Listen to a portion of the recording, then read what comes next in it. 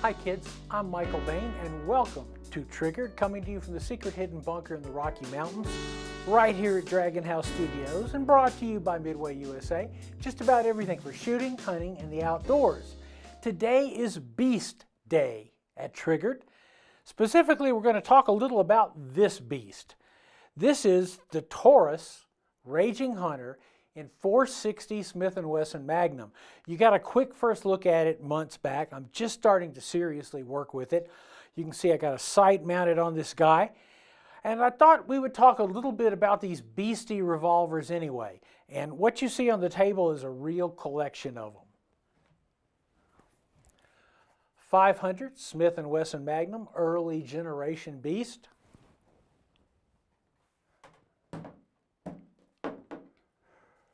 Ruger Blackhawk 454 Casull, 5-shot, and believe me, this guy will beat you.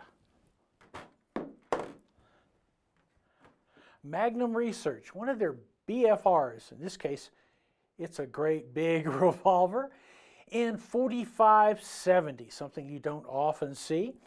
And then we have, of course, the baby beast that I just wanted to show you as a little comparison. This is my Taurus Raging Hunter in 44 Magnum. I've got a lot of rounds through it. You can tell by the fact that it's got a lot of carbon on it. And I like it a lot. It's a super gun. We've talked about it a lot.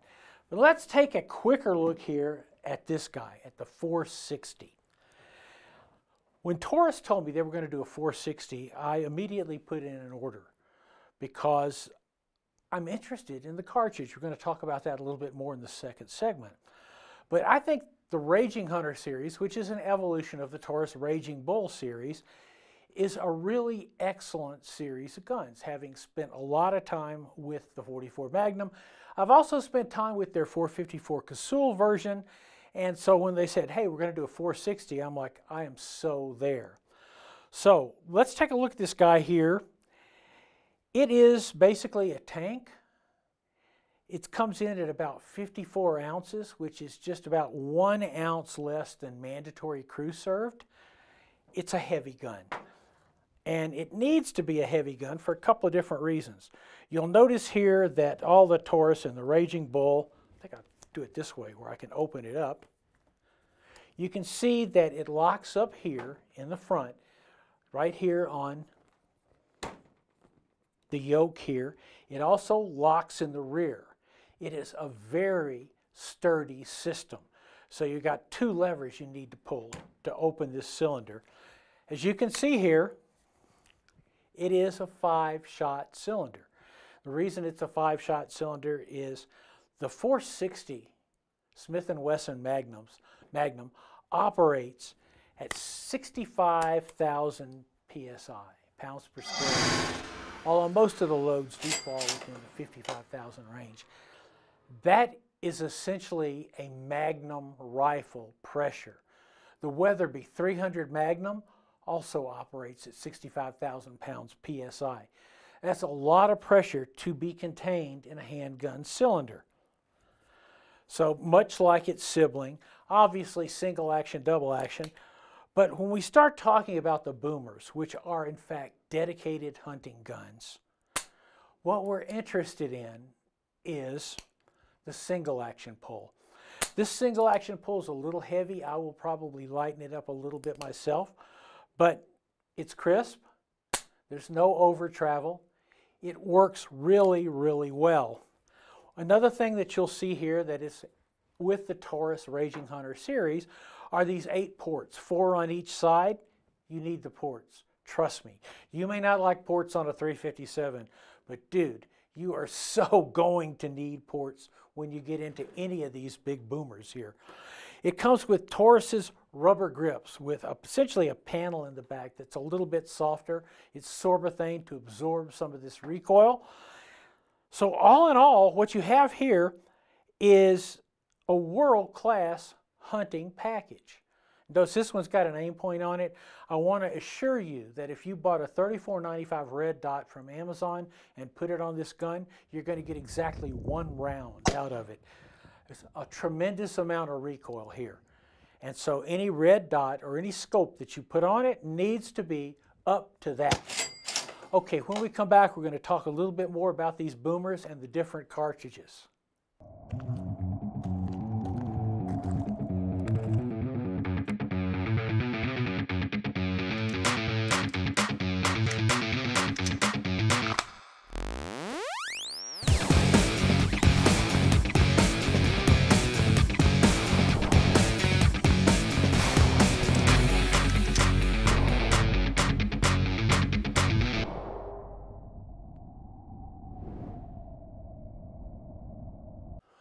Welcome back to Triggered, where today it is Beast Day here at the Secret Hidden Bunker.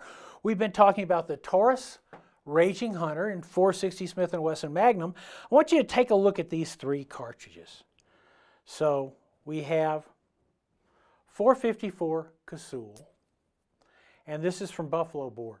This is a thumper, really serious, dangerous game round. 500 Smith & Wesson Magnum. This particular one is a Winchester hunting load. And then the 460 Smith & Wesson Magnum that we've been talking about. Now, these aren't the only thumper cartridges out there. There are the two Linebaugh cartridges designed by John Linebaugh, the 500 Linebaugh, and the 475 Linebaugh, which I would say, pound for pound, ounce for ounce, pain for pain, the 475 Linebaugh is the most brutal pistol cartridge I've ever shot, so we'll go there. There's also the 480 Ruger, which is a shortened version of the 475 Linebaugh, really an excellent cartridge that never kind of got its feet underneath it. But basically 454, 500 Magnum, and now 460 Magnum make up kind of the holy trinity of the big boomers. And it's interesting. 454 Casull, designed by Dick Casull, like, I don't know, 1958. First commercial version was the Freedom Arms single action in 1983. So when Dirty Harry said 44 Magnum, bless its heart, the most powerful handgun made, blow your head plumb off, he was lying then. 454 Casull already existed. It just wasn't in a production gun. So it was there. And then over the years, the 454 Casull became widely adopted. Ruger in the Red Hawk, eventually in the Black Hawk, the Freedom Arms guns, the BFR Magnum Research guns, the Tauruses, a lot of 454s around. So finally Smith & Wesson decided, what the heck, we're going to build a serious revolver cartridge that'll be the most powerful revolver in the world, and it will, in fact, take your head plumb off. Well, they made the 500, which is a really serious cartridge. Now, they created the special X-frame Smith & Wesson with the longer cylinder, which was both good and bad. They made it that way so, hey, most other companies couldn't get it or wouldn't tool up to do it, but at the same time, that limited sales. Taurus was one of the few companies to say, hey, we're good to go, and then Magnum Research in their BFR line. The 460 is, think of it as a Magnum, okay? The 454 Casull is a lengthened version of the 45 Colt. And the reason it's lengthened is because if you put this in a 45 Colt single action army, you would have what we call, what do you call those? Grenades. You'd have little pieces of metal all the way into low Earth orbit. So 454, Smith & Wesson said, well, .454, there's a lot of great bullets for it. It's a really good caliber, 45 caliber. So what if we took the 454 Casull and stretched it out? And when we stretched it out, we have created 460 Smith & Wesson Magnum. 460 Smith & Wesson Magnum is the fastest pistol cartridge in the world. As high as 2400, a little bit better than that, shooting a 250 grain bullet. That is really fast. That's why we're looking at these 65,000 pounds per square inch pressure, which is the same as the Casull. 500 Smith & Wesson Magnum is actually a little less than that, 50,000 PSI. 4570, oh, come on, it's a cupcake. If you want, you can use the same loads that Custer's soldiers used. Well, and it really isn't very much of a big deal at all. You can get it hot. If you remember, I took my Cape Buffalo in South Africa with the 4570 running Buffalo Bore cartridges. The key thing is there is no beginner's cartridge on this table, none. Every single one of these handguns, and I hate to reiterate this because people go like, well, that's really stupid. These guns will hurt you. These guns can hurt you. These guns can kill you. There is that much recoil. You have to control the recoil in these guns, and that means experience. Each one of these guns on this table, even the little 44 Baby Beast, is designed to essentially take down anything that walks, crawls, swims, flies, slithers, or comes out of an alien spaceship door. And they will do that. But it's going to require technique, and it's going to require practice. So I want to make sure that we understand that. When we come back, we're going to talk a little bit more about this Taurus, and then I got a holster to show you. Stay with us. This week's Triggered is brought to you by Midway USA. Just about everything for shooting, hunting, and the outdoors. Volquartsen Firearms. Excellence is essential. Taurus USA. Prepare and protect. Rock Island Armory Arms Corps. Home of the STK 100. Welcome back to Triggered, Beast Day. The only real drawback to these guns, other than the fact that they take a lot of work, they are expensive. This guy comes in right around $1,000, maybe a little bit over that. But the advantage is with this, you can shoot 454s. You can shoot 45 Colts, 45 Colt plus P. They're cupcakes in this thing because it weighs 54 ounces. And also they develop so much less pressure. You got to remember, if you use a short cartridge in this guy, you must scrub the cylinder because you get a lot of sludge, a lot of carbon forward of the cylinder here because of where the bullet sits so much farther back. And it will jam up the gun. You don't want that to happen. Or worse, you don't want it to build up and there maybe accidentally be a little increase in pressure. You don't need any more pressure, trust me on this. This is a 200, 250 yard handgun, if you can deliver on that. Typically, I have said as you know, a handgun hunter, I look at a 100-yard universe.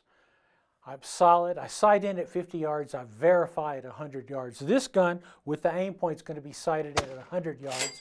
And then when I get a chance to take it to Great Guns, the range I belong to out on the plains, will verify it at 200 yards. The other drawback to this gun is ammunition right now. We are still in the ammunition shortage. And for specialty cartridges, it's even worse. Remember, everybody that can make ammunition is running their lines with things they can sell tomorrow afternoon. That's almost everything. You can find 500 Smith & Wesson Magnum, though. You can find 454 Casull. By the way, Arms Corps makes a great 500 Smith & Wesson Magnum cartridge. But for the last 2 weeks, I have been faithfully looking for 460 Smith & Wessons, and these are the only ones available on planet Earth right now, period. AmmoSeek, all the ammo searching engines, Midway, all the big players, this is what you have. It's cellar and below, 255 grains, jacketed hollow point. It's not chopped liver. It's moving on out there at 2,000 feet per second. But for my choice, if I were to take this gun hunting tomorrow, I would call Hornady and I would grovel, beg Hornady for some of their 200 and I think 250 grain ammunition, because Hornady developed this round along with Smith & Wesson. So other than the ammo shortage, which I fixed by, I now have 460 Smith & Wesson brass, loading dies, bullets, I'm good to go on that. So probably if I was going to take this hunting tomorrow, I would be reloading right now. But if you're ready to step up into one of, I guess I would call it the Magnum cartridge, this is a gun to look at. One of the things that I've noticed is the 460 actually recoils less than the 500 Magnum. And everything on Earth, including an Abrams tank, recoils less than a 454 Casull, all hotted up. So, give it some thought. Let's look now to a little gun. I want to show a holster to you, something a little different.